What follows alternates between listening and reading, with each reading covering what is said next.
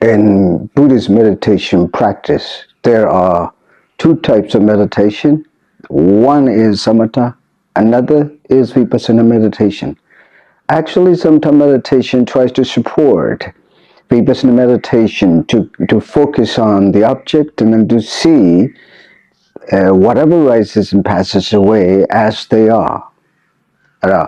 To see things as they are, the Vipassana meditation fully supports, fully cooperates with the Vipassana understanding. Without the Samatha, Vipassana is almost impossible. So first you have to practice that Samatha meditation to focus on one object, particularly on a breathing, rhythm of breathing. You have to just observe the in-breath and out-breath, in-breath and out-breath, repeatedly and one-pointedly, to concentrate on the object, a particular object of rhythm of breath. Then you can try to observe whatever rises and passes away, entire mind and body, and feelings, sensations, mental concomitants, emotions.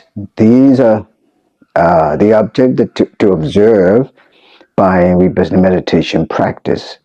I think this is good enough for beginners, so you can just start switching on and doing it now, right now and immediately.